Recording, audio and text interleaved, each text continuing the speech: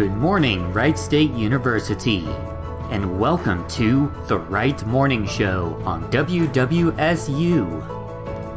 Start your day the right way with us. We will be covering current events in the news, local, national, and from Wright State. We will provide a daily dose of inspiration and positivity to lighten your day. And we will have a special feature depending on the day of the week. So grab your tea or your coffee, sit back, relax, and enjoy the Wright Morning Show.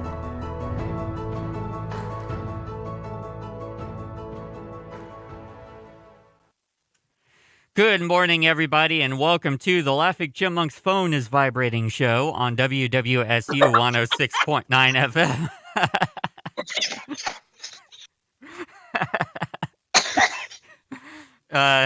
No, it's actually the Right Morning Show. Good morning. It's Monday, June the 21st, 2021, and yesterday was Father's Day, so we're going to talk a little bit about that later on in the show. My name is Triple P, and I have in the studio with me Scotty. How are you doing this morning, Scotty? It's a Monday, but I'm awake. I'm glad to be here. I got my coffee here. I'm feeling great, man. Nice. I got hot chocolate today, peanut butter flavored. There you go. Then we also have Laughing Chipmunk, obviously, on the, if you haven't heard her phone vibrating during the intro. Buzz. The unfortunate thing is you're on the same channel as the intro, so I couldn't mute you or anything like that. Oh, okay. Well, That was funny. I keep forgetting to set my do not disturb and my on my thing for my ring cams. You know how you can snooze those for a certain amount of time? Yeah. And I keep forgetting to do that. I'm doing it right now. All right. So, shall we get into our news? Let's go ahead. All right, let's get started. First off, from the Dayton Daily News, an attempted robbery leads to deadly New Carlisle pizza business shooting. That's for Dayton Daily News. Let's see if I can access the article here. One person died in a shooting at a New Carlisle pizza business on Main Street last night, according to Clark County Sheriff's investigators. The deceased was involved in an attempted robbery of Papa John's, Major Chris Clark said early this morning. An investigator from the Clark County Coroner's Office was called to the scene. All employees at the Papa John's 410 North Main Street were safe, according to Clark. Deputies and paramedics responded late last night to a report of a shooting. Care flight initially was requested to take an injured person to Miami Valley Hospital in Dayton, but the request was canceled. Part of Main Street was closed, and troopers from Ohio State Highway Patrol assisted deputies at the scene. New Carlisle and Bethel Township paramedics also responded to the scene, and a crowd gathered as deputies investigated. From Dayton.com, Wright Dunbar's only restaurant is to close. Oof. The Wright Dunbar Business District's only restaurant plans to close its doors later this month after 5 years in business. The Texas Beef and Cattle Company at 1101 West 3rd Street announced it will end its retail, dine-in, and carry-out operation on June 27th. The restaurant survived the closure of the 3rd Street Bridge in January 2020 and the hardship of the coronavirus pandemic, but James Nunez, pitmaster and owner of the business, said he decided to cease operations while dealing with a labor shortage and rising meat prices. This is a very difficult decision and one we have not taken lightly. This has always been a labor of love, he said. We have poured ourselves into bringing real South Texas barbecue to the region. Our goal was to create a little piece of Texas right here in Dayton. It's kind of sad to hear that they're closing down. Sounds like everything's closing down, man. Lots of places are closing, yeah. Especially, like, we're not, even though we're coming out of the coronavirus pandemic, we're still dealing with shortages in a lot of places. You know, just like they mentioned, the rising meat prices and everything. Where did that come from? The COVID pandemic, exactly. Yeah. So even though it may not be skyrocketing anymore or anything like that, we're still seeing the effects of it, and we're still having the aftermath of COVID on our money. You know what I mean? Our economics. Yeah. You can read more at Dayton.com. Continuing on, There are 3 upcoming food events that give you a chance to try different things. This is from Dayton Daily News. There's the Big Chill Ice Cream Fest, which is June 18th through the 27th. If frozen treats are your thing, join us for this first ever Dayton area-based ice cream fest. And no matter which flavor is on your list, make sure you get your tour ticket booklet now. Go to bit.ly/DaytonBigChill to get a ticket. Bro, that sounds so good. Confirmed participants include 3 Dips, Ben & Jerry's, Dixie Dairy Dream, Grader's Oakwood, K&W, Juby's Creamery, Ritter's and Beaver Creek, the Root Beer Stand, the Sweet Retreat, and Yagoots.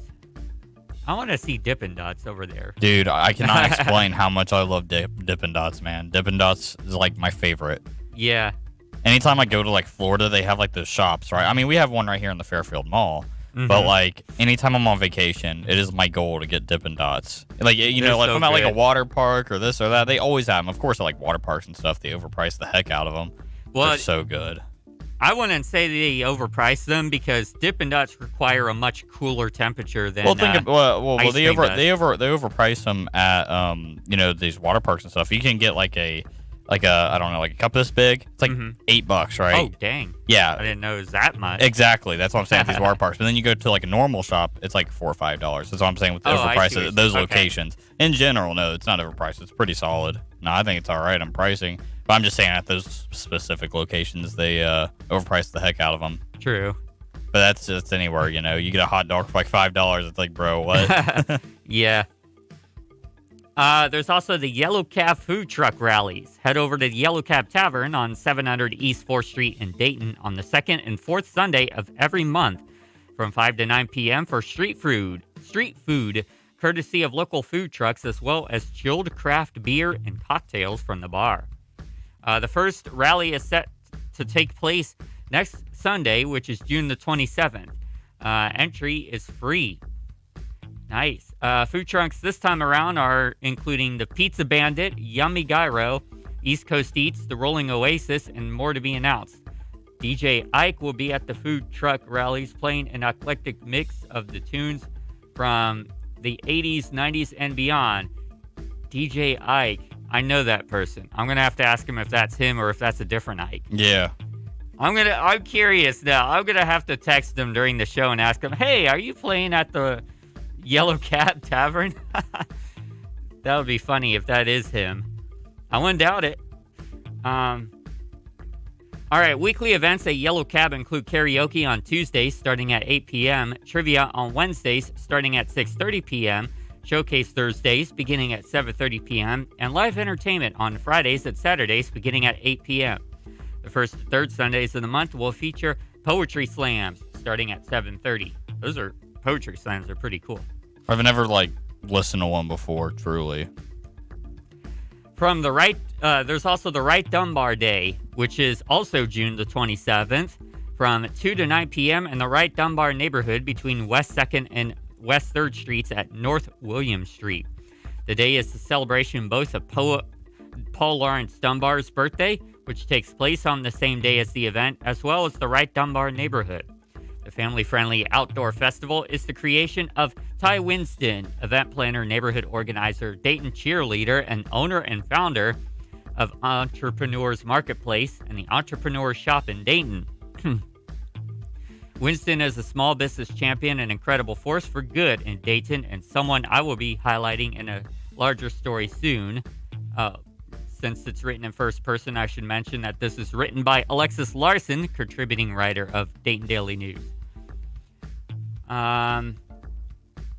Let's see here. I gotta find my place now. All right. Well, it looks like those are the three events that you could attend. You could go to DaytonDailyNews.com for more information. I'm gonna have to check out that food truck rally and also see if. What was the date of that ice cream one? The ice cream one was June the 18th through the 27th, I believe. Okay, let me pull up my calendar. The 27th. Okay, so I can't go there next weekend. There is an entry fee for that, though. Dude, I don't care. I don't even care. I want to go to it. That'll actually give me something to do, and you can tell I put on a few pounds, man. I love me some ice cream, bro. Let me know when you're going. I might join you. Probably this weekend. Well, upcoming weekend. We'll see. That's if I do decide to go. I'll just have to remember about it. Yeah. All right. Continuing on the news from Dayton.com. Friendship, connection, and secrets fuel Dayton Theater Guild's The Roommate. Jen Silverman's dark comedy, The Roommate, will have a virtual presentation on Thursday, June the 24th through Sunday, June the 27th, courtesy of the Dayton Theater Guild. The two-hander concerns Sharon, recently divorced, who needs a roommate to share her Iowa home. Robin, determined to start over, needs a place to hide. Ultimately, Sharon uncovers Robin's secrets, which cause her to question her own desires. In the end, the tale explores what it takes to reroute your life and what happens when the wheels come off. The Guild production will star Linda Donald as Sharon and Melissa Ertzgard as Robin. The script is a wonderful dark comedy with a lovely development of a relationship between two disparate characters, said director K.L. Storer, who is making his directorial debut. In its own way, it's a love story of sorts. Sharon is lonely, a disenchanted woman who has lived a conventional, somewhat bland life. Robin, a more worldly woman, is in many ways an exotic animal to Sharon, one with a past she is fleeing. Robin intrigues Sharon, and as the story develops, as Sharon uncovers more about Robin's checkered past, the more alive Sharon feels as she reaches for Robin's influence. You can read more about this at Dayton.com. A Dayton fire car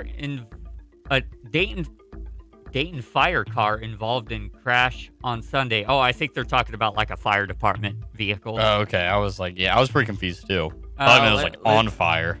Let's find out here. This is from WDTN. A Dayton fire department vehicle, was involved in a two-vehicle crash on Sunday. Montgomery County Regional Dispatch said that the crash happened at 11:40 a.m. Dispatcher said Dayton police were called to the scene because a Dayton fire vehicle was involved. Two news crews on scene saw a damaged blue car and Dayton fire car. No injuries were reported. The cause of the crash has not been made known at the time. 2 News will update the story as they learn more. Dayton Daily News says Dayton is keeping issue 9 repaving park upgrade promises, so be sure to look for that in the November ballots this year. From WHIO, Styrofoam recycling event is to be held today. Oh no, that was 2 days ago. Let's continue, but that's awesome to hear that they're holding recycling events, though. From Flyer News, the Hub plans for full operations this fall. So the Flyer News is the University of Dayton's newspaper, and they say that the Hub is the new Dayton arcade. I love arcades. It is expected to be fully operational by the fall semester of 2021. I think the name might be a little misleading because I don't think it's an actual arcade, at least not anymore. It's like more of an entrepreneurship location, or at least the Hub is. According to Vincent Lewis, director of the L. William Crotty Center for Entrepreneur Leadership and president of the Hub, depending on where the world is with COVID-19 and if the Path Forward team allows for it, classes will start to be offered at the Hub. Around 65 member companies are already using the space, from open co-working spaces to private offices. Originally, we had hoped to have the Hub completed for the fall semester, Lewis said. Ironically, our problem was not COVID-19. Our problem was just the delays that come with a large construction project. And we're dealing with buildings that have construction dates that run from the 1880s until the 1920s. Very old buildings. Yeah. And because of that, early on, they ran into challenges trying to understand what they were doing. So that really delayed things more than anything.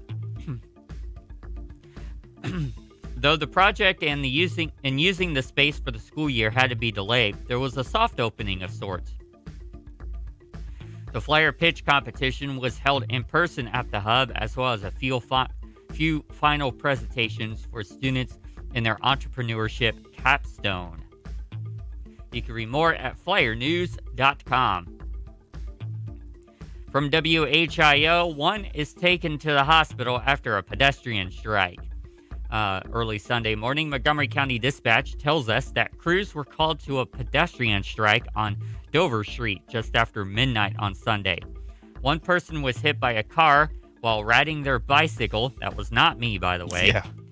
Near a residence, according to the dispatcher's records. They were transported to Miami Valley Hospital for their injuries. The extent of the patient's injuries is unknown, and WHIO will update the story as they learn more. So those of you who are on the air, I kind of had an incident yesterday on my bicycle where I turned the corner too fast.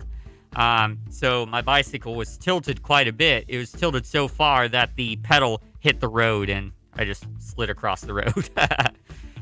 I haven't been on a bike since I was like 12 or 13 years old. If I tried to get on a bike now, who knows what would happen. I'd probably hit like a wall or something and break my face. From Dayton Daily News, Dayton makes changes to focus on community engagement. You can read more about that at DaytonDailyNews.com.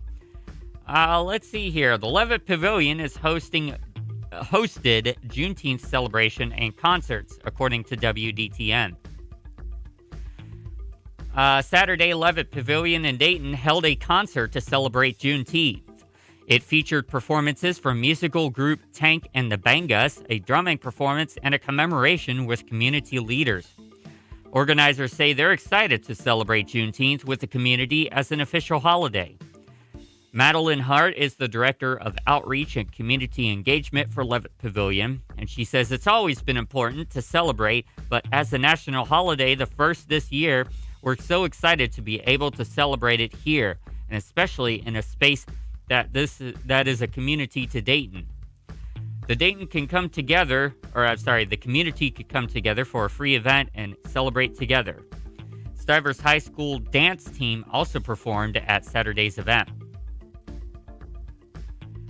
Also from Flyer News, UD professor offers tips on returning to a healthy lifestyle post-pandemic. The COVID-19 pandemic has led many to put on a few extra pounds. Oh, gosh. You're looking right at me, Pat. Dude, I know you're looking at me. I'm kind of like the screen's right in front of you. I'm looking at the screen. Lack of movement and closer proximity to food at home have caused an increase on the scale. The weight gain caused by the pandemic has been dubbed the COVID-19. It is... I'm not sure. I don't get that, but the COVID-19, just like the freshman 15, you know. Oh, I get. Yeah, okay. that's actually pretty clever. I like that. That's pretty funny. It is similar to the famous. Oh, here it is, right here. I didn't read on. The famous college freshman 15 is experienced by all ages. Which I got that one as well. The freshman 15, then the COVID-19. Did I get the freshman 15? I'm trying to remember. I don't think I did. You remember back to 8 years ago? Oh no, for me it's more like 14 years ago. Right. 85% of people have altered their food habits as a result of the pandemic, according to the 2020 Food and Health Survey.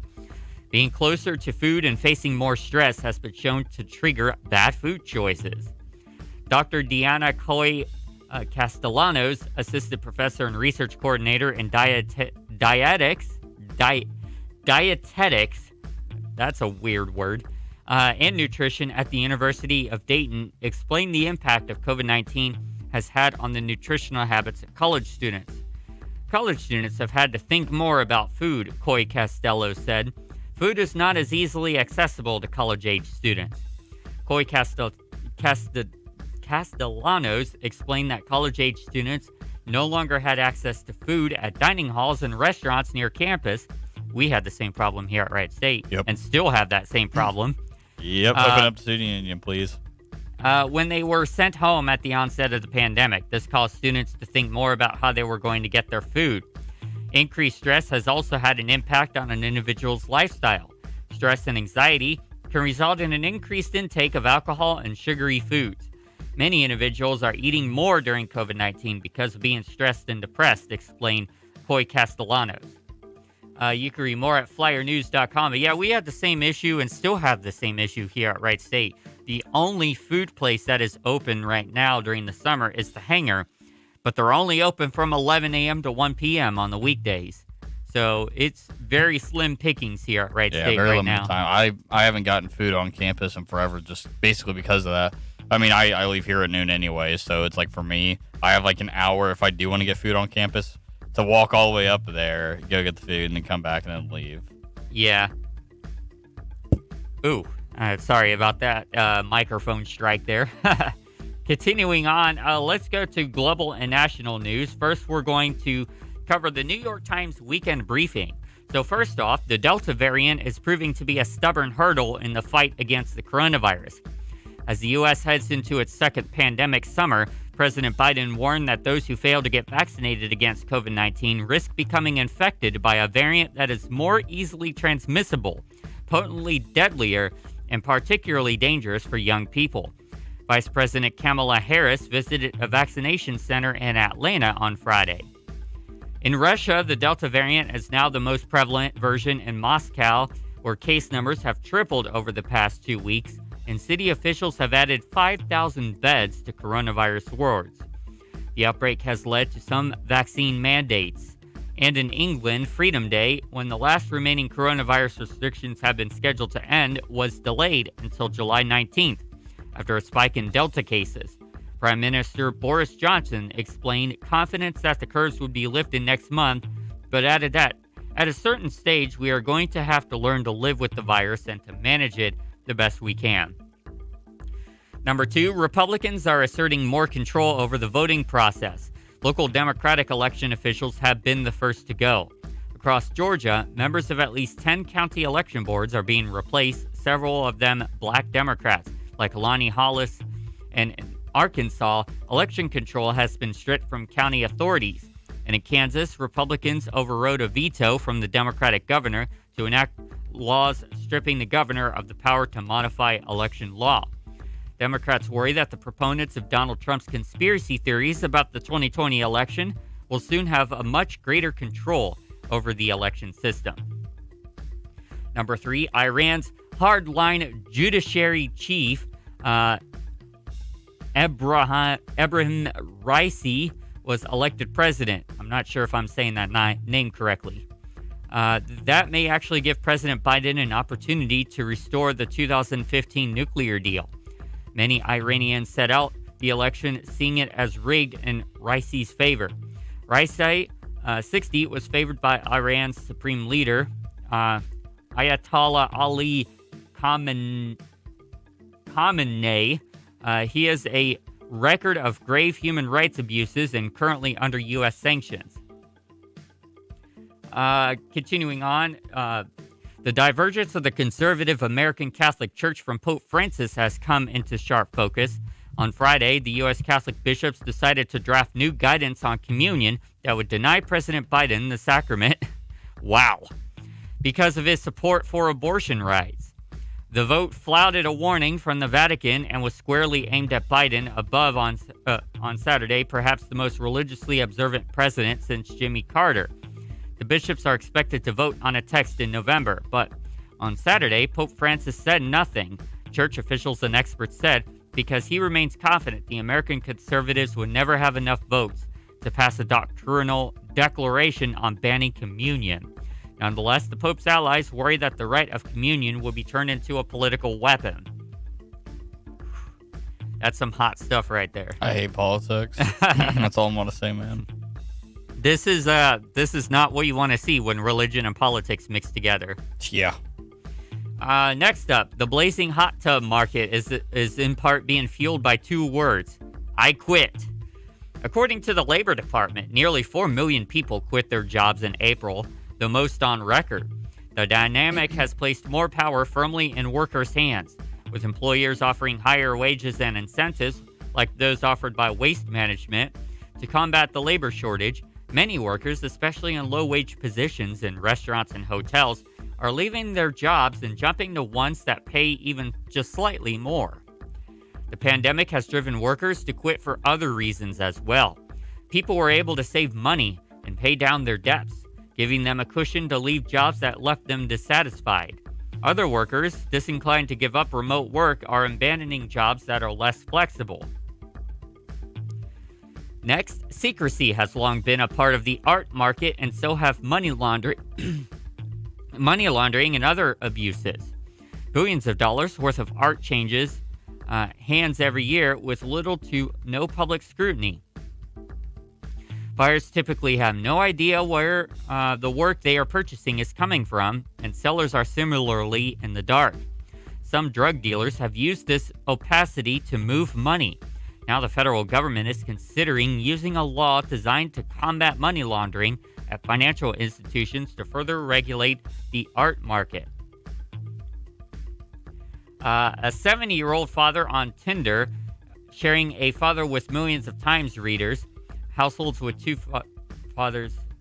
Oh, I'm not sure about that. I think that's more of like a photo gallery or something. Yeah. Not quite making sense of the wording there. I was like, what? If you sit quietly and mind your own business, Mother Nature will come to you. Gerald Stratford, a retired butcher and former Thames barge driver, joined Twitter because other big vegetable enthusiasts told him it was a place to discuss what they were growing. And then he and his not-so-ordinary garden in a tiny English village went viral. If you're heading to the garden this weekend, the New York Times columnist offers some tips on how to avoid ticks, and their team also has a complete guide to doing a proper tick check. The summer grilling season is here as well, so be sure to check that out. But now let's go on to more current events in the global and national market from Cheddar News. From the Associated Press, the first tropical storm of the Atlantic hurricane season to impact the U.S.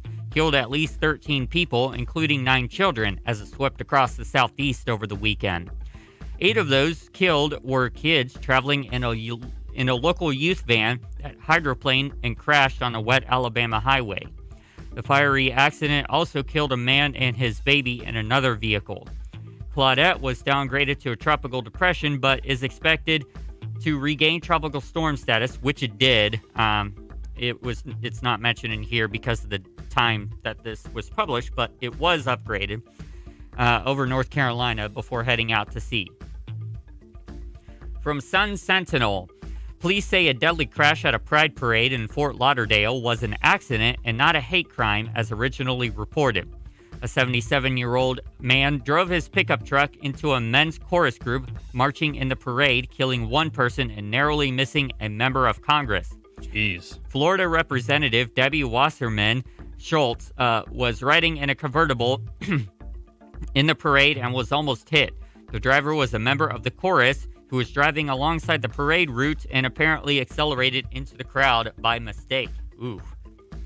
Give me 1 second here. I need to get a drink. I have a tickle in my throat. He must have slammed that gas pedal if he killed somebody. I mean, in a parade, you're going, what, like 5 miles per hour? If that, even slower than that. Yeah, like sometimes. 2, 3. I mean, he must like crushed them in between the cars. I wonder if maybe like I know I've heard cars getting their accelerator pedal getting stuck sometimes. I wonder if maybe I had to do happened. a report of that for one of my classes, so yeah. I know that is a possibility. Yeah. From Arizona, a pickup truck driver plowed into a group of cyclists at a bicycle race near Flagstaff, seriously injuring 7 people. The driver fled the scene and was shot by police. There's no motive yet, but witnesses say the driver appeared to intentionally aim for the cyclist. As a cyclist, I just have to... Man, we have a lot of cyclist news today. I just have to shake my head. There's a lot of... I hope you don't have nightmares tonight, Pat. No, I'm not. Nah.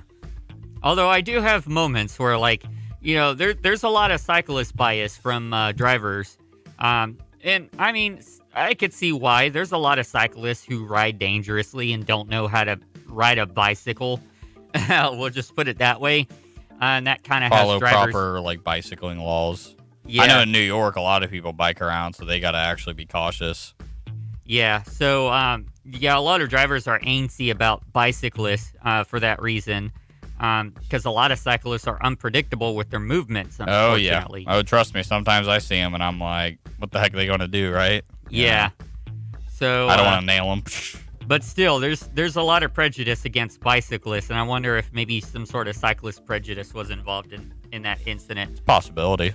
Yeah. From The Guardian, the incentives for people to get vaccinated, whether it's free beer or a chance to win $1 million, appears to be losing their efficacy, and the U.S. seems unlikely to reach the White House goal of getting 70% of the population at least partially vaccinated. Public health officials say there's a risk of two Americas emerging as the Delta variant becomes the dominant strain. Areas where it poses little to no threat because vaccination prevalence is so high, and areas where it tears through communities that have declined the vaccines. This is an interesting quote from Cheddar News. If free donuts and joints don't work, nothing will. I do like that. That's true. From Bloomberg, world leaders met over the weekend in Vienna in an attempt to revive the Iran nuclear deal, a day after Iranians elected the hardliner Ebrahim Raisi as their new president. The outcome was not in much doubt after virtually all the other candidates were disqualified, leaving the ultra-conservative Raisi as the only plausible winner. Raisi's election is unlikely to change much of the calculus on the nuclear negotiations because it's the Ayatollah who has the final say on any policy. From CNN, that kind of reminds me of how the U.S. works. Even though the president is seen as quote-unquote chief in command, it's really Congress that has the final say. From CNN, the big banks have a message to their employees. Get back to the office by Labor Day or start thinking about finding a new job. That was the tone from Morgan Stanley CEO James Gorman, who told the bank's staff, if you can go to a restaurant in New York City, you can come into the office. I'm just going to pause there and shake my head. I despise those kinds of attitudes from CEOs and employers. I agree. Like, you need to eat, obviously. So, like, and then being at a restaurant is not the same as being at a job, because you're at a restaurant for what, 30 minutes? Whereas at a job, you're usually there for what, 6 to 8 hours? Approximately. It's comparing apples to oranges. So they set September as the final deadline. Bank of America's CEO said essentially the same thing in a recent TV interview. Last month, JP Morgan's CEO said he's done with Zoom and wants workers to start coming back this summer, while at Goldman Sachs, they've already been summoned. Let's see here. Prime Day. Amazon's Prime Day kicks off today with deals on everything from Amazon-branded products to third-party merchandise. Ooh, I'm looking right now. I'm an Amazon Prime member. Amazon says there's 2 million sales happening over the course of the 48-hour shopping bonanza. Because of the continuing global supply chain issues, be prepared to see a lot of items out of stock this year. I'm going to hold off on sports because it is Major League Monday, so we're going to cover the sports news during that. That concludes today's current events. We're going to take a break, and when we come back, we're going to get into your weather forecast and Wright State news. You're listening to The Wright Morning Show on WWSU 106.9 FM, Dayton's right choice. Don't go anywhere. Every day, men and women from communities across this nation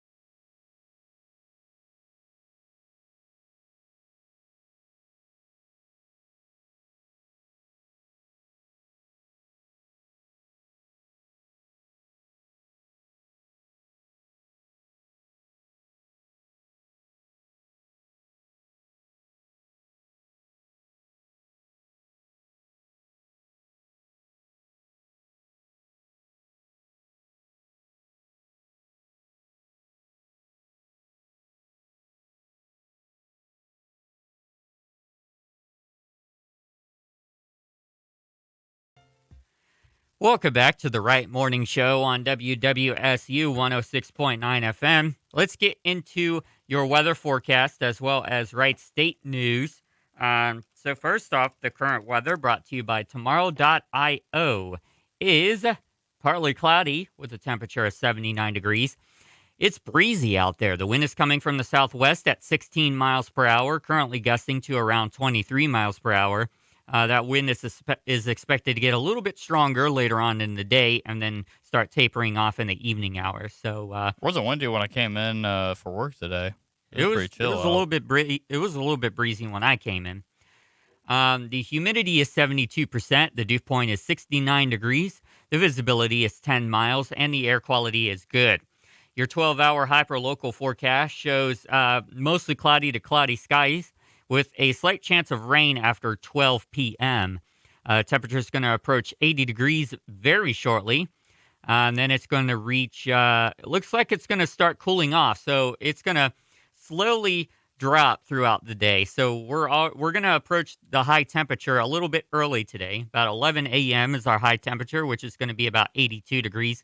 Then it's going to dip into the upper 70s into the afternoon, and then the low 70s by 6 p.m. Sounds nice. The reason being is because we got a strong cold front that went through or is coming through, and that's going to bring in some much cooler temperatures, as you're going to hear in the extended forecast. So your extended forecast from the National Weather Service at Wright-Patterson Air Force Base is the following. Today, breezy with a chance of thunderstorms, and then thunderstorms likely in the evening. High around 80. Tonight, showers are likely with a low around 50. Tuesday, mostly sunny with a high around 70. Much cooler tomorrow. Tuesday night, mostly clear with a low around 50. Wednesday, sunny, high in the upper 70s. This sounds like a very nice day on Wednesday. Wednesday night, mostly clear, low in the upper 50s. Thursday, sunny, and it's going to start getting warmer again. High in the mid-80s. Ooh, yeah, that's going to be pretty warm. Thursday night, partly cloudy, low in the upper 60s. Friday, mostly cloudy in the morning with a chance of thunderstorms developing in the afternoon. High in the mid-80s. Friday night, a chance of showers and thunderstorms, with the thunderstorms tapering off overnight, but the showers continuing.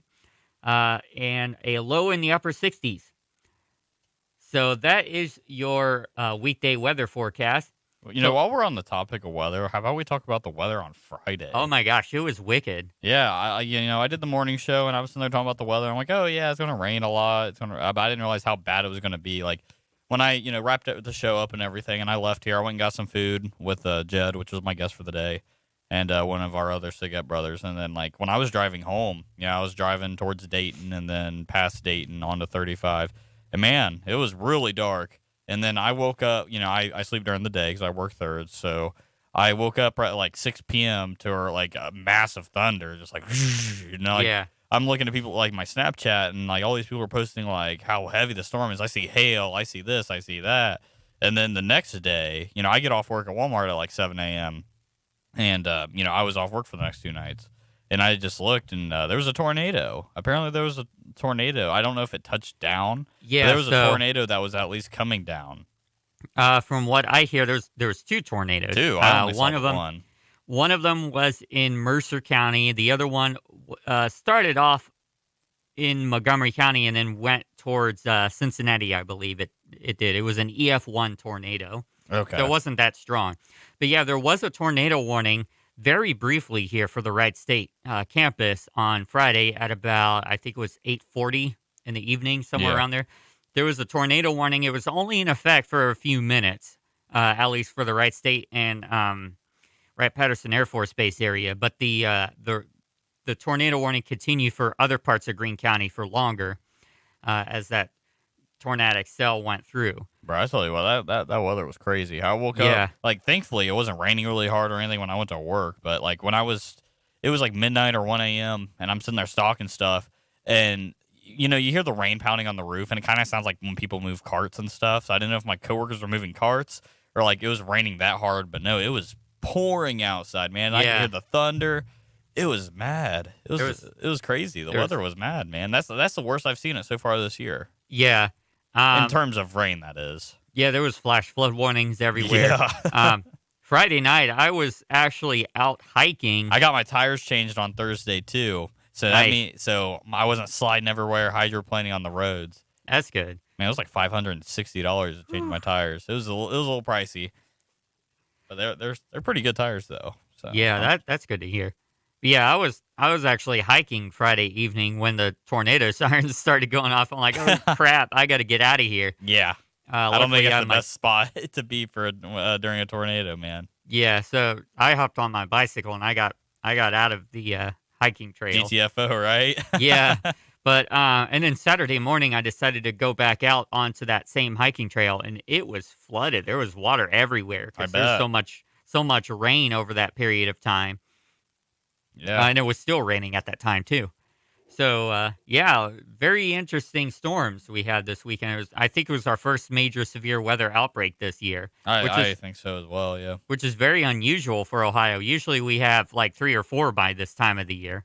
Definitely. Yeah, it's the weather's changing a lot. I mean, when I was a kid, I remember like during winter having so many snow days and all that. And then it's like every winter we have now, I feel like we never get nothing. Yeah. Well, obviously we didn't have one last year because it was all remote, but like, you know what I mean? I did want to mention, I forgot to mention this with regards to the weather, that thunderstorms are expected this afternoon and evening, mainly between 12 p.m. and 8 p.m., according to the National Weather Service. A few storms may become severe, with the primary threat being damaging wind. Large hail and locally heavy rainfall will also be possible. So the risk of severe weather isn't as strong today as it was on Friday, but there is a possibility that a couple of storms today will become severe. So be on the lookout for those storms today. The flooding or the rainfall is going to be a very high concern, especially with how much rain we had over the weekend. The ground's probably still saturated, so we're going to easily see some more flooding if there's some heavy rain. All right, so moving on to Wings announcements. Ever wanted to improve your public speaking, leadership, and communication skills? We at Mega City Toastmasters may be able to help you with that. The Mega City Toastmasters Club is having a socially distanced in-person open house today at 6:30 to 8 Eastern Standard Time at Chute Park, Shelter 1341, Meadow Ridge Drive in Beaver Creek, Ohio, 45432. That sounds like a Dayton zip code instead of a Beaver Creek one. That's interesting. Freshman Outdoor Orientation Trip. It is a unique wilderness experience that will take place the week before school begins. Trained upperclassmen lead backpacking trips along the Appalachian Trail in Tennessee. Foot offers an amazing opportunity for incoming students to meet a small group of new classmates and establish relationships with older student leaders. You will hike, camp, cook outdoors, play games, swim in waterfalls, and spend a day giving back to the mountains by learning how to build and maintain hiking trails. These trips are designed for all levels of experience. No prior backpacking is necessary. It is now open to both incoming freshmen and sophomores who missed out on a classic intro to college in 2020. The cost of the trip includes transportation, trip leaders, equipment, permit fees, camping fees, and all meals on location. There's a link to register on your Wings account if you would like to sign up. All right, let's get into some Wright State news now, shall we? This is from the Wright State Guardian. On June the 18th, trustees approve over $200 million of fiscal year 2022 budget and increase in tuition rates.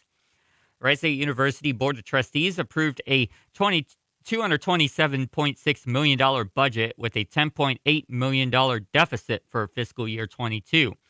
But the university also reported a projected surplus of $30.7 million for fiscal year 2021. The lengthy June 18th committee discussed topics including direct payments to students via the American Rescue Plan Act. In addition, committees conversed on bond refinancing for current university debt, tuition, staff raises, and academic initiatives. The new budget includes a nearly $11 million deficit, decreases in research funding, a 2.5% pay increase for all employees who are not contractually guaranteed increases this year, and a tuition increase for incoming students. The trustees did not publicize the tuition increase amount, and the university has not disclosed the exact amounts that students may expect, although the university is barred from increasing tuition by more than 2%, according to state law. In the email to the campus community, the university said Wright State continues to offer one of the lowest tuition rates among Ohio's four-year universities. The passage of these measures also serves as an approval for the decreased housing rates for the academic year of 2021 to 2022. Many factors caused these changes, including decreased campus activity due to the global pandemic and declining enrollment rates. Enrollment for fall 2021 is expected to drop by 9.4%, causing significant losses in tuition revenue. The university estimates that enrollment issues will persist and impact budget propositions for the coming years. According to a communications email, this is part of a 3-year budget plan that guides operations, realigns expenditures with revenues, and supports the university's academic mission as it emerges from the coronavirus pandemic. Numbers among recent high school graduates nationwide continue to be meager, according to the presentation. Executive Vice President and Chief Operating Officer Greg Sample expressed that the university will focus recruitment efforts in surrounding Ohio counties coined Raider Country. He and President Sue Edwards were optimistic about certain counties, such as Montgomery and Greene, which show a positive increase in high school graduates. Sample also signaled to include Warren County, which he has noted has nearly double-digit growth in high school graduates. President Edwards announced a new scholarship opportunity for first-year students entering directly from high school to combat declining enrollment. This $1,000 award, granted on a need-based requirement, provides additional financial support to students and incentivizes Wright State enrollment. According to the university, over 34% of new direct from high school students will be eligible for the scholarship. It is my true belief that a culture that is truly focused on understanding and meeting the needs of our students will always be one of success, President Edwards said.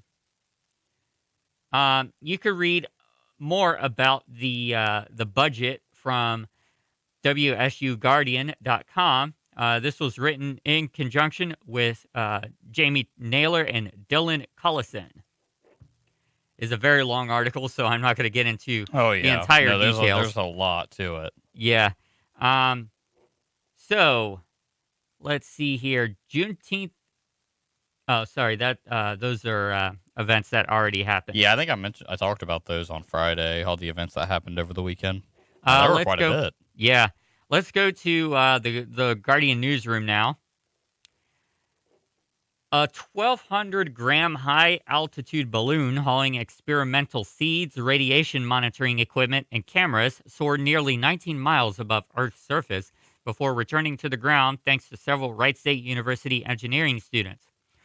The Wright State students, members of the Wright State chapter of the American Institute of Aeronautics and Astronautics, helped the 7th and 8th grade STEM class at Valley View Junior High School in Farmersville perform the experiment on May the 25th. Bro, I haven't been to Farmersville in years. I forgot Valley View was even a school. Yeah. I was really lucky in the fall when I reached out to Wright State and asked for anybody that might be interested in helping me with this launch, said Jill Weaver, a 2008 Wright State alumna and STEM teacher at Valley View Junior High. I've done some summer research experiences for teachers at Wright State, so I knew where to ask for help. The Wright State team included Hunter Gilliland, a mechanical engineering major from New Carlisle who serves as the chapter's president, Shane Selman, a mechanical engineering major from Camden, Jacob Roberts, a biochemistry and molecular biology major, and Caleb Wasserbeck, a materials science and engineering major from Prospect. The Wright State students began meeting remotely with Weaver in September, planning the launch and gathering materials and making prediction models. Weaver shared their progress with her students as they conducted their seed experiments, studied the layers of the atmosphere, and conducted research. This was the group's third successful launch over the past school year. Previous launches have collected temperature, pressure, and altitude data. The sky's the limit, said Weaver. Research says that some of my students that are sitting in my room are going to be on the moon or Mars, so it's good experience for them to get started. Nice. That's pretty cool. The Wright State Newsroom also has an article about the fiscal year 2022 budget. You could check that out. I'm not going to read it since I already read the WSU Guardian's article. So at this point, we're going to move into freeform. So, Scotty, would you like to give your stock update? Yeah. Stocks with Scotty. Stocks with Scotty here, per usual, here on the morning show. So, I wanted to go ahead and talk about what I talked to you about over when we were off the air. I was looking around Reddit a little bit, looking at the BlackBerry stock, and I want to go ahead and see if I can find it again. BlackBerry QNX software is now embedded in over 195 million vehicles. So, BlackBerry, we all used to know them basically as like a phone service, right? Like a provider, if I'm not mistaken. Well, they're a big software security thing now. They do a lot of software in general. Well, start pouring a little bit of money into BlackBerry. They're kind of in the decline.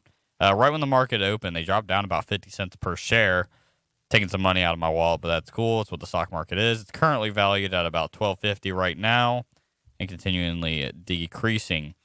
So I want to go ahead and talk about Dogecoin as well. I ended up getting rid of my Doge that I was holding for a while because Dogecoin is crashing. So about a month ago, I think it was 2 months ago. It was about May 6th, or it was about a month ago. I can't keep track of my months. But anyways, around May 6th, it was valued at about 72 cents per coin, right? Well, now it's at about 23 cents. Wow. Yeah, that is a major crash. Yeah, well, just in the past the past day or two, right at the beginning of today, midnight today, if you will, it was at 26 cents. Well, it's at 22 now. At the beginning of this week, it was still at 34, so there's still hope for it. It's dropped down 11 cents per coin. So it's a massive crash. Ethereum's gone down. It just went under 20. It just went under 2K, and then Bitcoin's at 32K. But we expect Bitcoin to kind of shoot back up since there's limited shares of it. When Dogecoin is more of like a community-based thing, Elon kind of got stopped. He hasn't really been messing with it recently, and he was the main big face of it. The reason why people were pouring money into it as well. So if you shot up and made a bunch of money from Dogecoin, congrats. But from what it looks like, it's going to be dead. A lot of the other stocks I've been looking at, nothing much has changed since I last updated on Friday. So I'll update tomorrow when I'm on the show tomorrow, as long as I'm still here. All right. Thank you, Scotty, for that stock update. Laughing Chipmunk, are you with us remotely on Discord? Yeah. All right. So we were talking about the storms that happened on Friday night and Saturday here in the Ohio area. Very wicked storms. And we had mentioned that the National Weather Service had 2 confirmed tornado touchdowns, one in Mercer County and another that began around Montgomery County and headed towards Cincinnati. Harmony cannot join us this morning, but she had mentioned in Bellbrook that there was some very wicked winds and a little bit of hail over there as well, I believe. How is the weather over there in West Virginia for you? Normal. You didn't get any of it? I think we got like a thunderstorm, but it was your normal standard thunderstorm. It wasn't no high winds, no hail, nothing crazy like that. I mean, it was like hailing back where I live. Mm-hmm. And then while I was here in Dayton, and then when I left Dayton, that's when it started hailing here. So I missed it both times, man. I felt happy, bro. Yeah, there was a little bit of hail, at least in the Fairborn area. Yeah. It was like pea size or something like that, and it didn't last very long, at least from what I noticed. But I hear that there was some bigger hail more towards the Dayton area. Yeah, over in Eaton, there was like about the size of a quarter. Oh, wow. Yeah, it was pretty big hail. Like I said, good thing I missed it, though. Yeah, that was crazy. When I drove home, I didn't even get any of the rain. I did hit a bird on my way home, though, on Friday. I hit a bird? I hit a bird. Every time I'm driving and I see his birds in the middle of the road, they always fly away.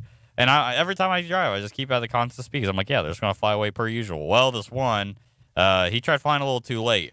Bam, right on my windshield. Oof. I think he lived, though. He seemed perfect. I didn't, hit him. I just kind of like nicked him on my windshield. So I didn't get any like blood or anything on my windshield, nothing like that. It just kind of like I heard the thump, and then I just kept going.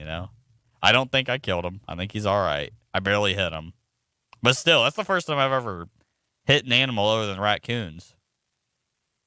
Jeez. Yeah, I have some stories for those raccoon ones. I've hit so many of those things from where I live. That's for another time, though. Oh yeah, there was a raccoon on the on Zinc Road. I was trying to ride my bicycle, and there was a dead raccoon in the road. Yeah, per usual. I mean, there's one sitting on 35. It's been there for 2 weeks. Oh wow. Yeah, I don't know how it's still there. I wonder if it got swept away from the storms. I don't know. Maybe. That would be interesting. You're gonna have to let us know if it's still there next time you pass by. Oh, I mean, I drive the road every day. It was still there when I came home, or when I came here to the office today. So it'll probably be there when I go home. So it did survive the storms. Wow. Yeah. So something that I found that was pretty interesting and funny, and I told Laughing Chipmunk about this yesterday, is that apparently, if you grab a hair comb and you run your fingers through the bristles in front of your cat might gag. I think I've seen that on like TikTok or something. I thought it was funny. I also heard something like they're afraid of cucumbers. Yeah, is that true? Some cats are, yeah. So with the cucumber thing, from what I understand, the cucumber looks like a snake to a cat. Okay. So that's why they jump quite often when they get spooked by a cucumber. That's pretty funny. Now with that doesn't affect any of my cats. I tried it with my cats, and all of them are kind of like, they just look at it and sniff at it like, what the heck? What the heck is that doing on the floor? So no, it doesn't affect them. Now apparently with the hair comb situation, there's an instinctual trait within cats that deals with when they're hunting predators. Apparently some sort of ultrasonic communication that they do. And when you run your fingers through the little teeth of a hair comb, it triggers kind of like that high-pitched noise, and that triggers something in the cat's instinctual reflexes. And why it's gagging, I have no idea, but apparently it has something to do with hunting and things like that. I mean, look really at like weird. A laser pointer, that's what brings out a cat's like hunting instincts. It's like, why the hell does a laser like get freak out these cats, right? And it's just like it breaks out their hunting instinct, I guess, and maybe it's something similar with the hairbrush and the bristles on it. Yeah, I still can't. Cats are weird. Cats are weird. I can't connect gagging with hunting though. Like, what's the connection there? Dude, I'm no scientist. I don't know that much about animals, man. I have no clue. It's weird though. Cats are kind of weird. I ain't gonna lie. I love cats, but they are weird. They have some quirky things. Yeah, like, I agree. There's you've probably seen this. Some cats have a little soft spot on their butt near their tail. The hot spot. Yeah. And if you rub it, some cats will do the rapid licking, and other cats will make weird noises. Yeah, that's their hot spot. Yeah, my buddy Tyler, I work with him at Walmart, and he like during our lunch break, we'll go chill out at his place because he lives like 2 minutes away from the store. And he has 3 cats, right? And one of his cats has that hot spot, and he loves if you scratch at it. But don't do it too long, or it'll end up biting you. Ooh. Yep. Hey, we call it the num spot. When they go num. I've never heard it called that before. No, I've all my family and like my friends have just called it like a hot spot. Yeah, cats are pretty interesting. That's a true statement. Yeah. I think Sunshine is the only one of our cats that has that spot. She doesn't make any weird sounds, but she does the definite, tongue licking. It's funny. Yeah. All right. It's the top of the hour, so we're going to take our top of the hour ID break on the Rat Morning Show. When we come back, we're going to get into your daily reflection. You're listening to the Rat Morning Show on WWSU. Don't go anywhere. A social distance.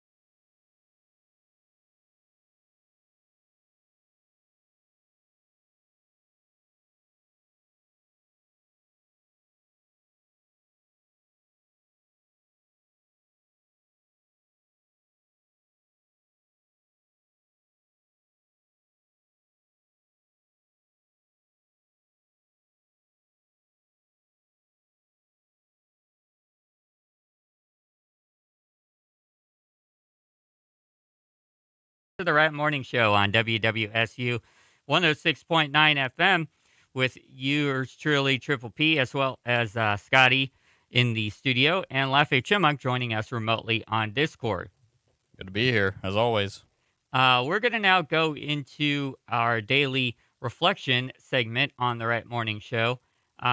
This comes from mindful.org. So it's Meditation Monday for the daily reflection. So we're going to do a little bit of a guided meditation today. But first, let's talk about it. So this is from Christopher Willard and Olivia Weiser, a guided practice to notice what is present and what isn't. A few years back, we stumbled upon the Japanese concept of ma, which roughly translates to the spaces between everything. In Western cultures, we might think about the artist's idea of negative space, the shapes made up of spaces between objects in a painting, drawing, or photograph. Many wise and creative people know about Ma. A poet leaves a pause between words to emphasize them. A musician knows that the silences are what make a song or performance great. Athletes watch the space between players, between the ball and the goal. And we think of physical space as rooms and not walls. Often it is the empty space that actually gives things a shape and even makes them beautiful. Ancient wisdom tells us form is emptiness and emptiness is form. If you're curious about these spaces between things, you might notice these spaces are what connect everything. Tuning into this helps us perceive the world differently, cultivating even more creativity, perhaps, as we explore this concept. Different people in different cultures even perceive artwork differently. Some see the whole, others see parts. Some start with the background and context, others with the foreground and subject. Some of us see objects, others see the spaces or relationships between them. It's a useful exercise in mindful noticing to play with these different modes of perception as we take in all that is around us through our senses. Increasingly, we have taken to deliberately noticing these spaces and how they reveal beauty and potential. It's the space between the plants in the garden that make it beautiful, like the flowers in the bouquet. It's the spaces between the notes in the song or the pauses in a poem. Michelangelo is said to have found the sculpture inside the marble and chipped away the stone to reveal it. But Ma can be space between anything: people, things, time, sounds, emotional space, and even more. It's the emotional space between friends or the silences in a conversation that bring intimacy. What lives in the emotional space and silences between you and your friends? Leonard Cohen, a famous musician and meditator, reminded us there's a crack in everything, and that's where the light gets in. This too can help us see that growth needs space and how space reveals. The old mindfulness saying from Viktor Frankl suggests that between stimulus and response lies a space. In that space is our power to choose. In that choice lies our growth and our freedom. Lou Reed sang in one of my favorite songs, being between thought and expression lies a lifetime. A beautiful reminder that meditation teaches us about noticing spaces between our thoughts and emotions. So consider, what do you think about the spaces, the stillness, or the silence between anything and everything? So I'm going to ask this to all of us. So Laffy, Chumuk, and Scotty, what do you think about the spaces, the stillness, or the silence that you experience in day-to-day life? I'm pretty busy all the time, so anytime I have like just space, it just kind of it typically feels pretty nice. Like I consider that space kind of like my relaxation time because I don't get much of it. Mm-hmm. So I kind of try to savor that space. What about you, Laffy, Chumuk? I usually have space all the time and, quiet pretty much of the time. And oh my gosh, I really enjoy it. I really appreciate it. It's wonderful. Yeah. Because I mean, Go ahead. there's really, we're not much of a, like much TV watchers. The TV is not on, a whole lot. I might have the radio going once in a while, but I just love to just sit and like I'll go out, sit on the back patio and just, listen to the birds and well, the cats too. And just sit there and enjoy the nature and stuff, and it's wonderful. Yeah. So, what might you discover in this space, and what do you think could happen there? That's the next question. So, what do you think? I honestly don't know. I just kind of maybe I could find some like Yeah, I honestly don't know. I just kind of, like I said, I use it more like relaxation time, I guess. So it's like Yeah. maybe I brainstorm more, think about what happened, what's going to happen, what next day might include, what just happened today. I might kind of use it as like a reflection time. Mm-hmm. But other than that, no, I don't really know. What about you, Laffy Chummuck? What might you discover in your space, like when you're, enjoying the patio and things like that? A lot of peace, a lot of calm, relaxation. Um, it's good for me, if I'm feeling anxious and or having a panic attack, and I really welcome that calm and the peace and everything, and Mm-hmm. yeah. All right. Uh, I would say for myself, space and silence can be uncomfortable a little bit sometimes. It can be awkward. Depends on your mindset during Yeah. that day. It depends on the mindset, and also like it depends on what you're doing too. So like for instance, if you're having a very important discussion with somebody and then there's some sort of unexpected silence, that could get a little awkward, especially like if you're asking an important question and then there's silence. Uh, that could get a little weird sometimes. But Just awkward more than anything, yeah. I would say like silence is not necessarily a bad thing because you can get a lot out of silence. Which sounds weird, but as the article mentioned, it's just the presence of being in being in the presence of another person. Um, there's always nonverbal communication and things like that going on. Yep. All right, so what we're gonna do is we're gonna get into our guided meditation here. There is About to a take a nap on air, man. It's usually what happens. there's a version of it by mindful.org, which was recorded by Chris Willard, if you want to listen to that. But for copyright reasons, I'm not going to play that version. We're going to do our version on the radio station.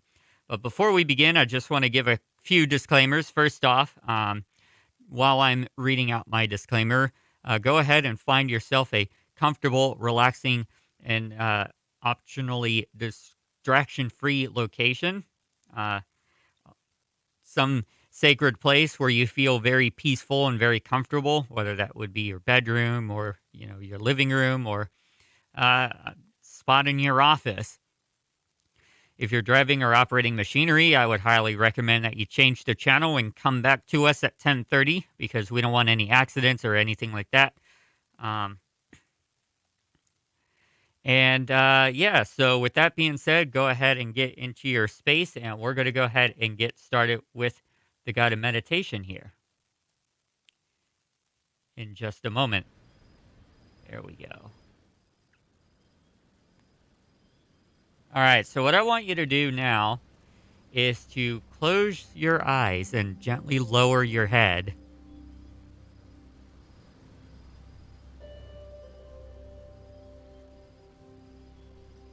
Bring your focus to your breath, but just breathe normally for a moment.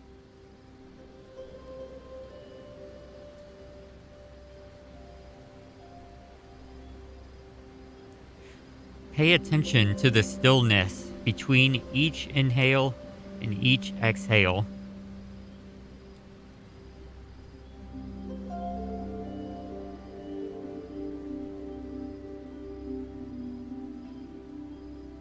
What do you feel between each of those pauses?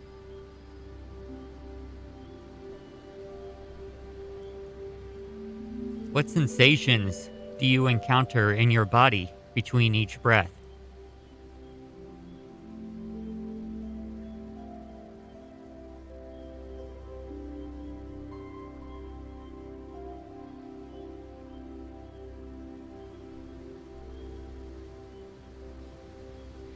And now connect your breath to your heartbeat and focus on the beating of your heart.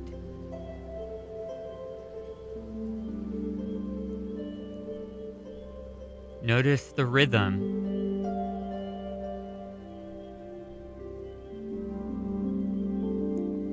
And notice the space between each beat.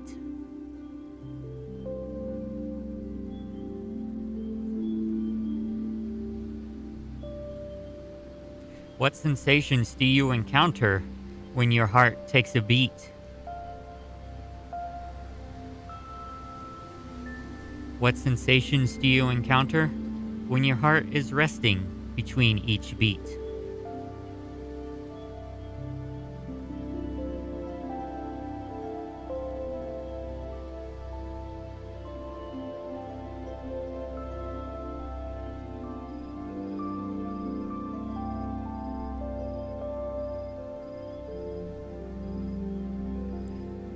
Now pay attention to where your body makes contact with the world. This might be your feet firmly planted on the ground. This might be your hands or your arms touching something. This could be the breeze of the air outside, the sun on your body. Just various ways that you're connected to the universe.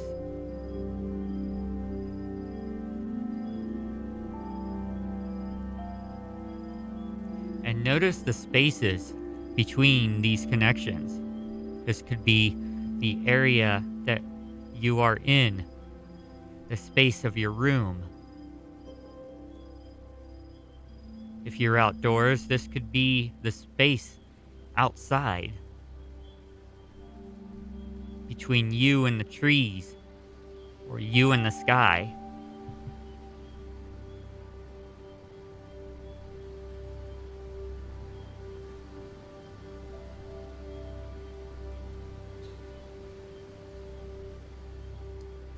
Now bring your awareness to your body and notice any sensations and where they are.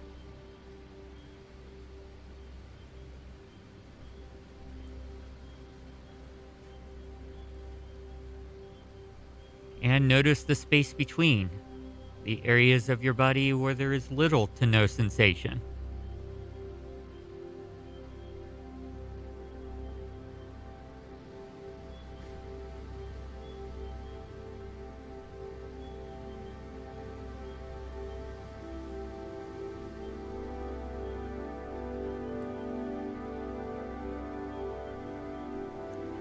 And now bring your awareness to your hearing, what you're hearing, and the sounds in the room, in your space. Noticing sounds near and far, from the left ear to the right ear, and the silence in between.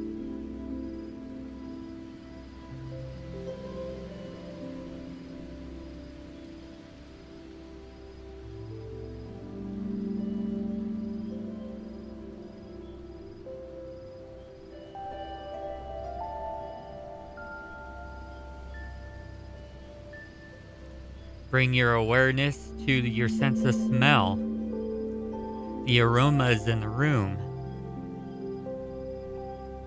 Maybe it's the perfume or the cologne that you're wearing, or that somebody else is wearing. Maybe it's the food that your coworker or your family has nearby. And notice the space in between these scents.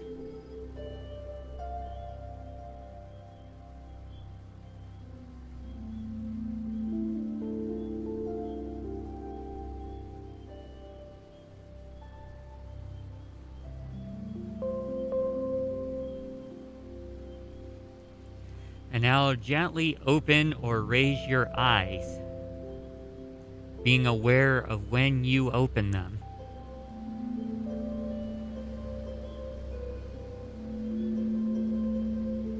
And bring your focus to your sense of vision and sight. Take a look around in the room or the space that you're in. Notice the people and the objects that are around. Notice the space and the shapes between each of them.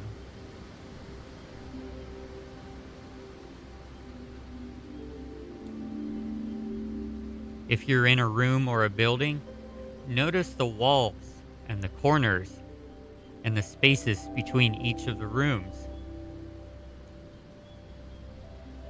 And allow yourself to notice and be aware of things that you might not have noticed before.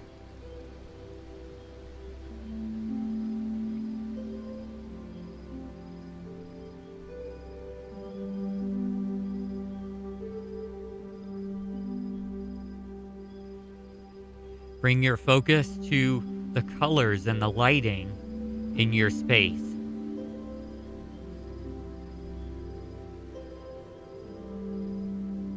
Notice when one thing is one color and then transitions into another color.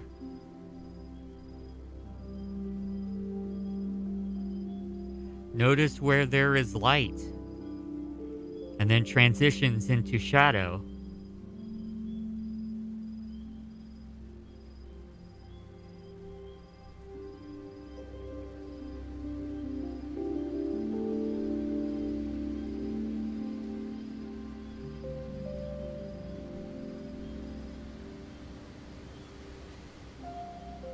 And take the next minute or two to just sit with these spaces and these experiences.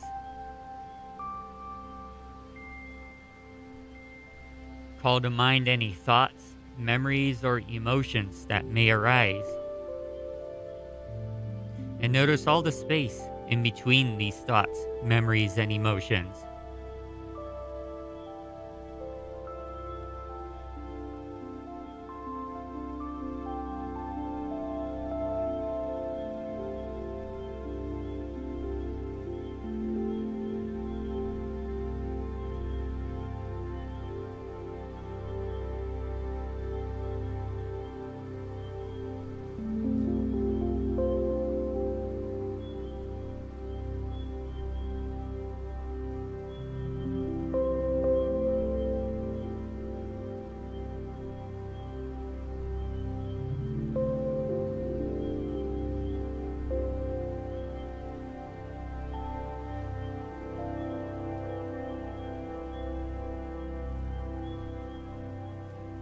And now bring your awareness back to the present as you focus in on what's in the room, the sights, the smells, the feelings. You might stand up and stretch, or you might just wiggle yourself in a chair. Take a deep inhale through the nose. And exhale through the mouth. Becoming more aware with each breath. Becoming more peaceful and relaxed.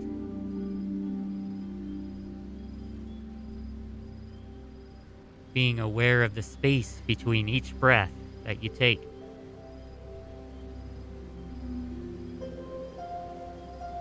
Being aware of all of the spaces in your environment.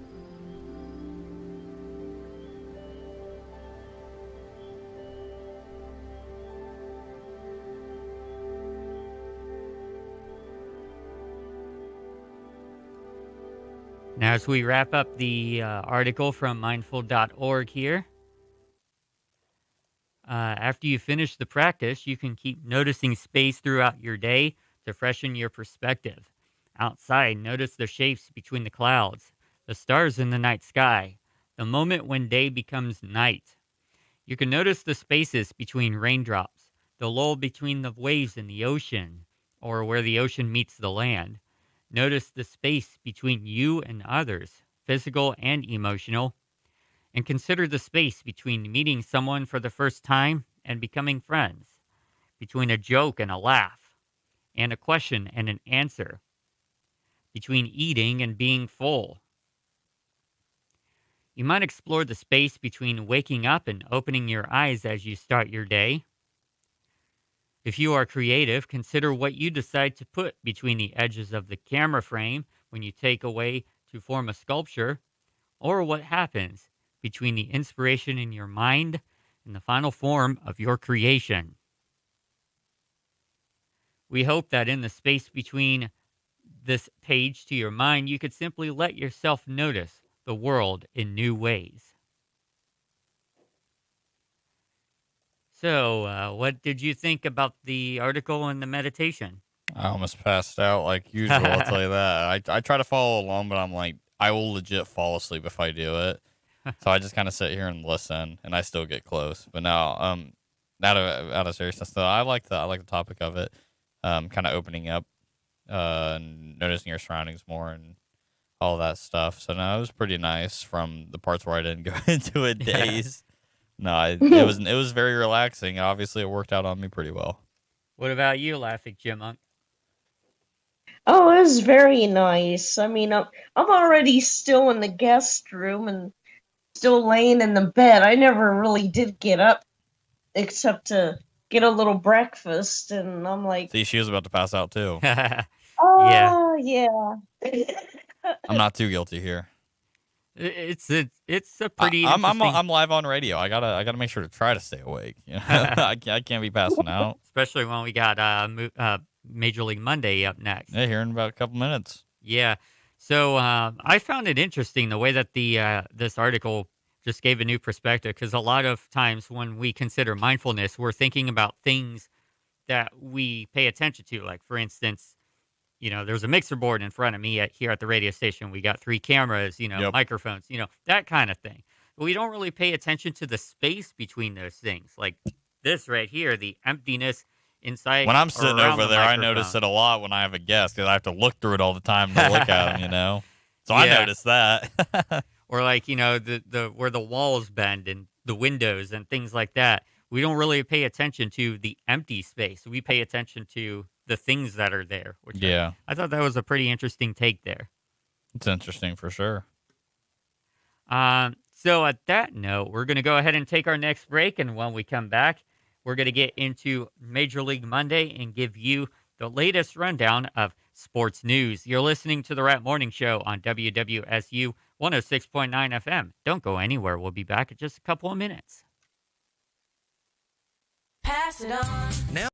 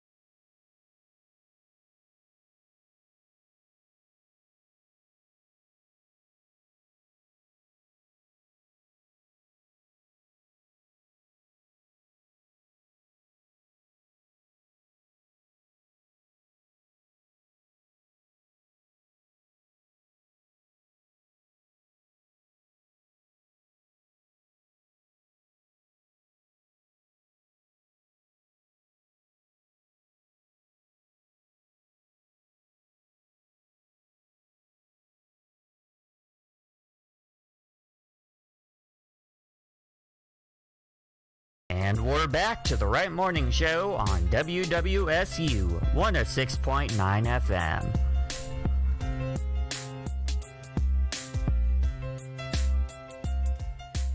Welcome back to the Wright Morning Show on WWSU 106.9 FM. It's our final segment, Major League Monday. So we're going to give you some latest happenings in the sports world. Scotty, would you like to start or would you like me to start? Well, you said you had a few articles. I'll let you go ahead. I got 3 for you. So the go first ahead. off from ESPN, the Atlanta Hawks shock Philadelphia 76ers. Yep, I was going to talk about that later on. The Eastern Conference Finals in 50 years. Well, I'll let you take it over since you're going to talk about it.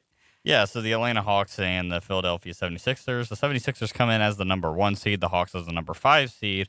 Of course, the Hawks beat the Knicks in the first round, 4-1 in that series. And with the 76ers, it was 4-3 in the whole series there. So they did play till game 7. The Atlanta Hawks were led by Trae Young. As I got to pull up the game stats here as I have a million tabs open. He averaged about 29 points per game, had about 3 rebounds per game, as well as 11 assists. In that final game, the Atlanta Hawks won 103-96. Let me go ahead and pull up the stats here from that game.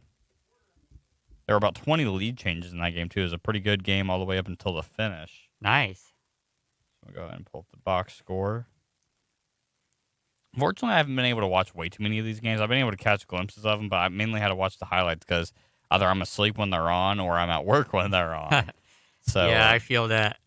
So looking at the Atlanta Hawks, Kevin Huerter had a great game, scoring 27 points, leading the team. He shot 55%. He also was 5 for 7 from the free throw line, giving about 71%. He had 3 assists, 7 rebounds, as well as a steal. So great performance from the forward. John Collins as well, dropping 14 points. Clint Capella, the man playing center down there in Atlanta, dropping 13 points, having 6 rebounds and assists as well. Not bad, not bad. Bogdan Bogdanovic had a bit of a quiet game. He shot only 25%. Trae Young shooting only 21% as well, shooting 5 for 23 for the night. He was 2 for 11 on the arc as well, so not a good night for him, but he was proficient on the free throw line, going 9 for 11 for about 82%. He also had 10 assists and 3 rebounds in that game. He scored about 21 points still, even though he had a poor night shooting. So I'm going to go ahead and go over to the 76ers side here. And I got to tell you what, Ben Simmons, I honestly don't think we're going to see him in a 76ers uniform next year. He only took 4 shots. He was 50%. He had 5 points in that game. Ben Simmons is looked at in previous years as not a superstar, but one of the higher, the star players in the league, right? Well, in the playoffs, I can't remember the exact stat I saw, but he basically averaged like 8 points, if that, in the playoffs. He did a terrible job. And a lot of times where he would have had an easy open shot, he would just kind of pass it out, do a bunch of stupid stuff, and he just wasn't shooting well. Obviously, yesterday, on the paper, he shot well. He shot 50%, but he only took 4 shots. When you have a guy like Ben Simmons, well, sought to be Ben Simmons at least, well, you'd expect a lot more from him, I guess. But he shot 50% off 4 shots, and you would expect him to take a lot more. Joel Embiid, 11 for 21, shooting about 53% there. He also ripped a couple of threes, making 2 out of 5 for 40%. He was also 70% on the free throw line, as he was there 7 out of 10 times, making it. He had 11 rebounds, 3 assists, a steal, and a block. So not a bad night from Joel Embiid, dropping 31 points. Tobias Harris, he was about 33.3% on the field. He was 2 for 7 on the arc as well, being perfect on the free throw line, having 14 rebounds, 4 assists, 2 steals, but he also had 2 turnovers. Joel Embiid had 8 turnovers in that game, which was a pretty big impact on it, especially with how close the game was. So 2 of your star players really kind of choking it there at the last game.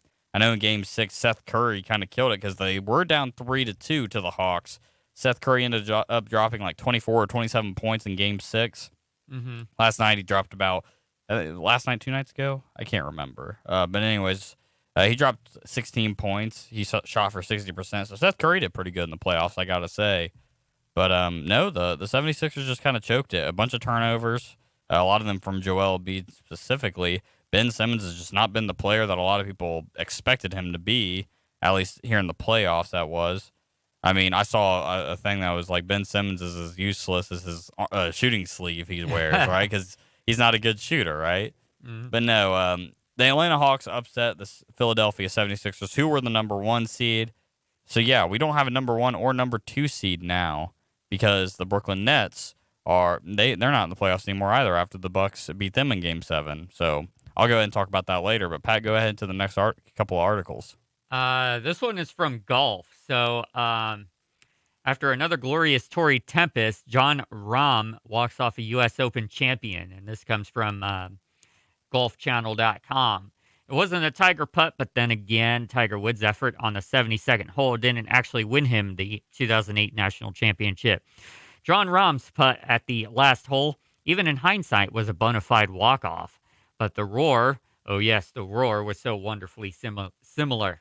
I love how descriptive writers are for golf. Yeah, it gotta be. The cacophony reached all the way to Black's Beach, a flourish to punctuate a chaotic day and even more chaotic chapter in Rahm's eventful career. USGA finally unveiled its new tagline for the year's U.S. Open, "From Many, One," an ode to the democratic DNA of this championship. On Sunday at Torrey Pines, it was a testament to arguably the most eventful final round since Woods ran down Rocco Mediate on a broken leg in 2008. Many started the final turn with visions of a trophy ceremony in their heads. 3 held a share of the overnight lead.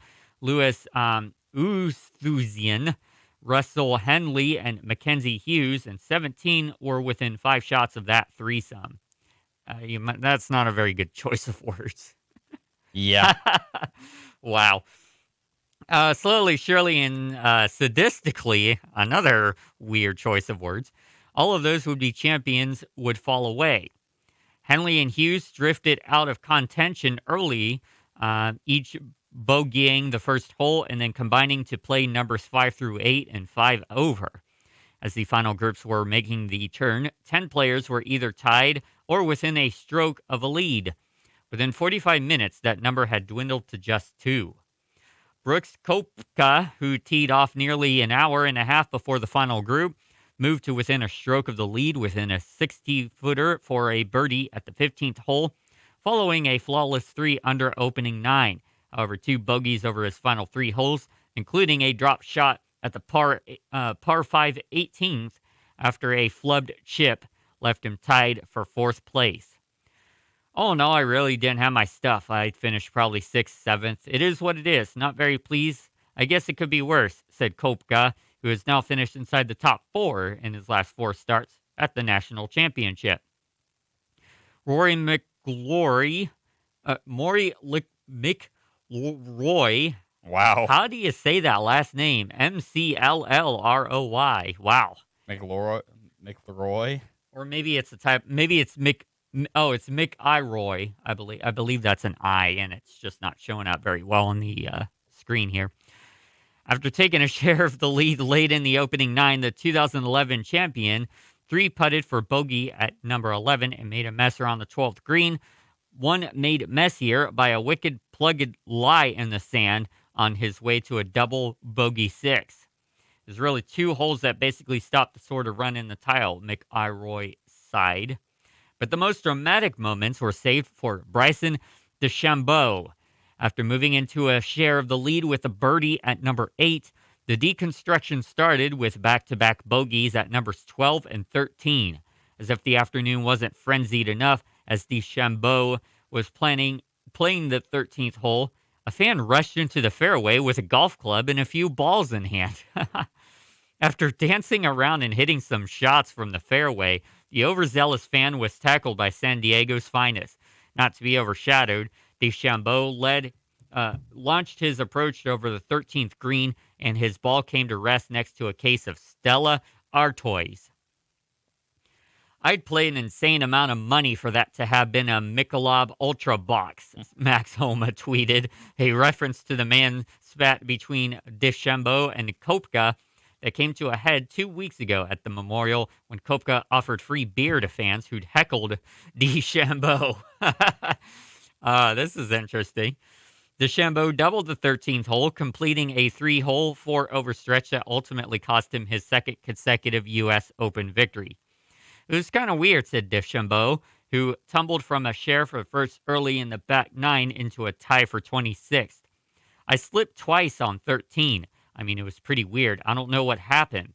Then there was a streaker that came around, and I had no idea what happened with that. I'm just glad an officer clotheslined him. It was fun. It's always funny to see the officers just like hit the heck out of him, right? And then the article continues, no, it wasn't fun, but then again, U.S. Opens almost never are. Mediocrities are messy, and the 121st edition left plenty to clean up. Amid the din and discord, though, emerged Rahm. Through all the madness, the Spaniard was the relative calm in the SoCal storm. There was a wayward drive at the 9th that flirted with the boundary fence, but he endured with a 3-footer for birdie. He missed the green at the 11th, the toughest Torrey Pines had to offer on day 4, but he scrambled for par. Another wild drive at the 15th hole, another workmanlike par. He was unapologetically U.S. Open until the very end, till he charged in a 24-footer for birdie at the 17th hole to tie Oosthuizen and bark into the June gloom. Whew. You can read more about this at golfchannel.com. But interesting Open there. That's I think it's more interesting is our last names. Man, they sounded pretty hard to pronounce. They look pretty hard to pronounce. So that's and I got one more. This one deals with the Tokyo Olympics. If you would like me to do that one, go on ahead. Yeah, this one's from CBS News. The Tokyo Olympics will allow some local fans to attend when the games open in just over a month. Organizing committee officials and the IOC said today. Organizers set a limit of 50% capacity up to a maximum of 10,000 fans for all Olympic venues. Yeah, we were talking about this on Friday, because on Friday they were still debating whether they were going to allow fans or not. So it's glad to hear there's going to be at least half of the normal amount. Yeah.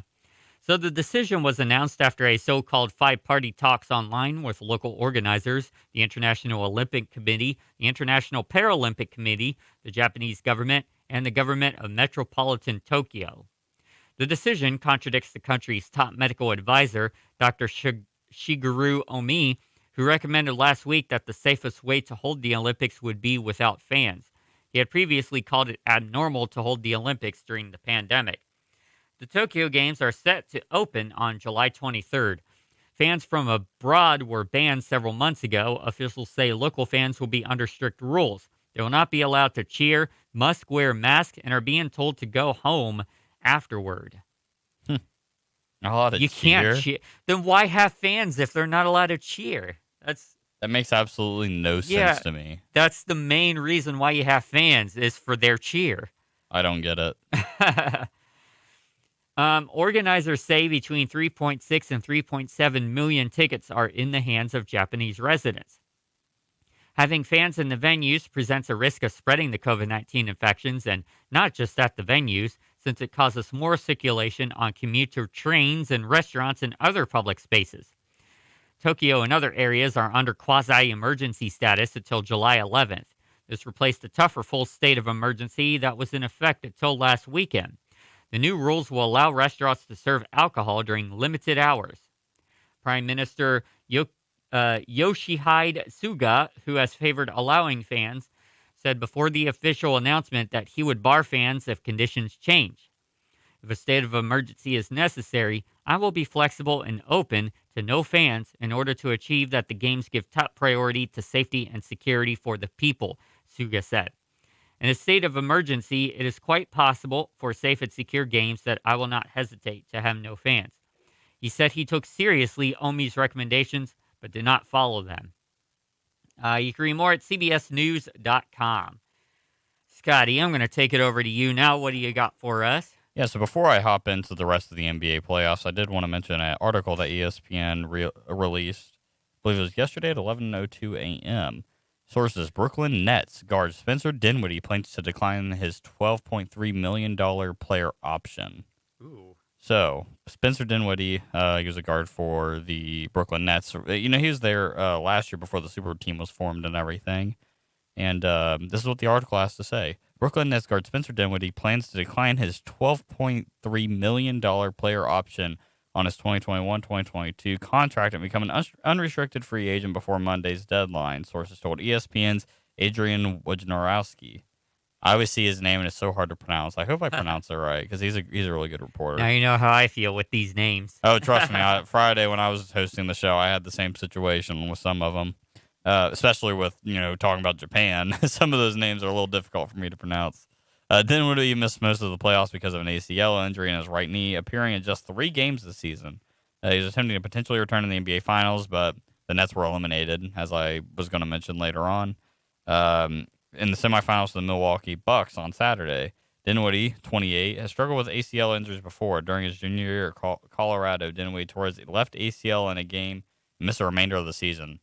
Ooh. I've never torn my ACL, but I've torn my MCL, and a lot of curse words came out of me when I did so. It hurt a lot. So, no, those knee injuries are not ones to joke about. I mean, they're potentially career-ending. An ACL injury, depending on how bad it is, takes 9 months to a year to recover. Like, imagine that, like having a crap knee for basically a whole year. You know what I mean? Yeah. Dinwiddie was a key player for Brooklyn last season, starting in 49 games. Like Kyrie Irving and Caris LeVert were out with injuries.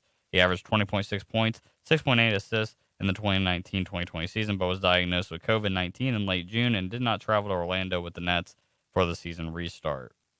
So, yeah, that article was by Adrian Wojnarowski, I believe. And, no, Spencer Dinwiddie, he's a great guard. Obviously, he had more of a role last year before the superstars came, and obviously he was dealing with an injury all year. I don't expect the Nets to keep him around. He is an unrestricted free agent, so I believe the rules on that is if a team offers him a contract, the Nets can offer him the same amount, if they offer the same amount, that means they keep him. Or wait, did I say unrestricted or restricted? Unrestricted means he's free. But anyways, he's going to be a free agent. I don't think the Nets are going to keep him around anyways. I'd love to see him, I love saying this about every player. I'd love to see him come to LA. Kyle Kuzma's not doing the job over there. He already removed the Lakers from his Instagram bio. I expect Kyle Kuzma to get traded before the next season starts. Obviously, the Lakers, they got eliminated by the Suns in the first round of the playoffs, and now the Suns are in the Western Conference Finals. I'm rooting for the Suns. They just beat the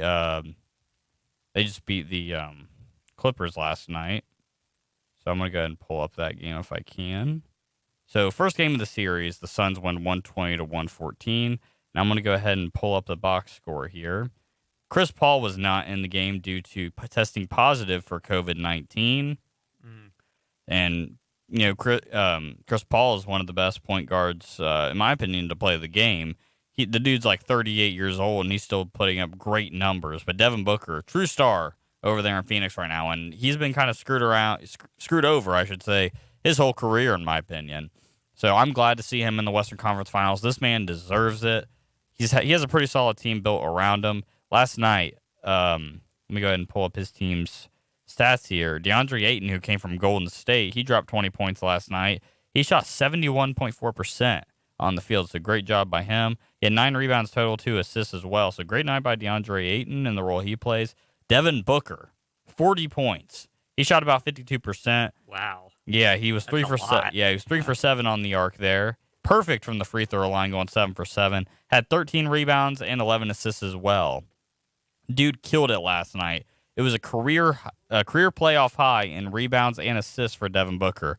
But obviously, that's not too much of a surprise. Speaking as I think this is Devin Booker's first, maybe second time in the playoffs. He hasn't been in the playoffs much because the Suns haven't been a great team forever. It's like the league is kind of flipped. We saw the Knicks in the playoffs this year. It's the first time since 2012. We see the Suns in the playoffs. The Lakers are a 7th seed, and they just won the championship, et cetera, et cetera. Anyways, Cameron Johnson has 12 points. Cameron Payne had 11. Mikal Bridges had 14 points, shooting about 54%. So pretty good night all around by the Phoenix Suns players. They shot on average for about 55%. So from a team, that's great. They had 120 points total in that game. So looking at the Clippers side, Paul George has had to lead the force due to Kawhi Leonard suffering a knee injury. A lot of people are expecting it to be an ACL, so I hope it's not, because if it's an ACL injury, that could potentially be the end of a season. Mm-hmm. And obviously, if they end up beating the Suns, they're going to be in the NBA championship games. And obviously, you want the best player, potentially the best player, but in my opinion, the best player on your team, you want him there. Yeah. But looking at the stat line here, Paul George being the guy there in Phoenix, he only shot about 40%, but he had 34 points. He was almost perfect on the free throw line, 7 for 8. He shot 15 threes, but he made 7 of them, so he was about 47% on the arc. He had 5 assists as well as 4 rebounds. So Paul George had a pretty good night in the scoring end. Reggie Jackson had 24 points. He shot 52%, almost 53. He shot 10 for 19. Shot 33.3% on the arc as well, going 4 for 12. He had 6 rebounds and 4 assists and a steal. So those two getting the job done over there in LA. But unfortunately, it wasn't enough as they came to a loss against the Phoenix Suns. And both sides in the past couple of days, the LA Clippers knocked out the number 1 seed Utah Jazz. And then the 76ers got knocked out by the Atlanta Hawks. And Terrence Mann was the guy to knock out the Utah Jazz the other night for the Los Angeles Clippers. So great performance by him. I think he had a total of 39 points. Really stepped it up because he came from the G League and then went to the Clippers. And you typically don't see a guy from the G League come in and just kill it like that. So props to him. Hats off. So I want to go ahead and talk about one more thing before we head off for the day. And that is the Milwaukee versus Brooklyn Nets game. So the number 2 seed Brooklyn Nets are defeated by the number 3 seed Milwaukee Bucks. It was a crazy series in Game 7. When it ended up going into overtime, Kevin Durant, he had a monster game. I'm going to go ahead and pull up the stats and everything here. It was so much fun to watch. I actually got to watch a good amount of that one while I was at work. Let me go ahead and pull up the box score here so I can give you the exact stats. But Kevin Durant Kyrie Irving's been out with an injury. Kevin Durant putting the team on his back. Obviously, it wasn't enough to get him the win, but he put all his heart out on the floor, dropping 48 points, 17 for 36, had a 47% on the field, shot 4 for 11 on the arc. Almost perfect on the free throw line, 10 for 11. He had 9 rebounds, 6 assists, a steal, and a block as well. James Harden had 22 points, was the leading scorer right behind Kevin Durant. He's perfect from the free throw line, 10 for 10. 5 for 17 on the field, though, for about 29%. And 2 for 12 on the arc. So bad shooting day for James Harden. And, like I said, Kevin Durant was honestly the only light on that team in Game 7, the most important game of the series. Obviously, it's the last game. It's tied 3-3. It's that tiebreaker, right? Mm-hmm. So Blake Griffin had 17 points. He shot by 58%. He had 11 rebounds, 3 assists. But like I said, Kevin Durant was the guy to do it. And it went into overtime, and Kevin Durant's foot was on the line. And, they ended up losing. That's what sent them to overtime originally at the end of regulation. He thought he took the game-winning 3 to end it, but his foot was on the line, ended up going to overtime, in which that's where the Bucks came in and won. Looking at the Bucks side of the ball, P.J. Tucker was the one guarding Kevin Durant. Throughout the series, he didn't do a bad job until last night, or 2 nights ago, I should say, where he let him score 48 points. But Giannis dropping 40 points, 15 for 24. He was 2 for 6 on the arc. You don't see Giannis throw up way too many threes there. And Giannis with his super long free throw routine, I tell you what, it's like 15 seconds where he's there on the line. 8 for 14 on the free throw line, shooting about 57%. He had 13 rebounds, 5 assists. Chris Middleton, he had 23 points. He only shot 35% from the line, and 28% from the arc. He was 2 for 7 there on the arc. Perfect on the free throw line for 3 for 3. 10 rebounds, 6 assists, 5 steals, though, which is a pretty big night in the steal department. So great job. Led by both of them, they ended up winning in overtime. So great job. Now we're going to see the Milwaukee Bucks in the Eastern Conference Finals, and we've seen them choke the past couple of years. Giannis being the 2-time back-to-back MVP, except for this year, obviously, which went to Nikola Jokic. Mm-hmm. But now it's good to see Giannis taking them to the Eastern Conference Finals, and now we're seeing 2 teams we didn't even expect to be there. At least I expected the Brooklyn Nets and honestly, I expected the Brooklyn Nets and 76ers, the number 1 and number 2 seed. But we got the number 3 seed, number 5 seed, and then over in the West, we got the Suns and the Clippers. I didn't even expect the Suns to be there because I thought the Lakers would beat them. And obviously, the Lakers got stomped out. The Suns stomped them out 4-2 in that series.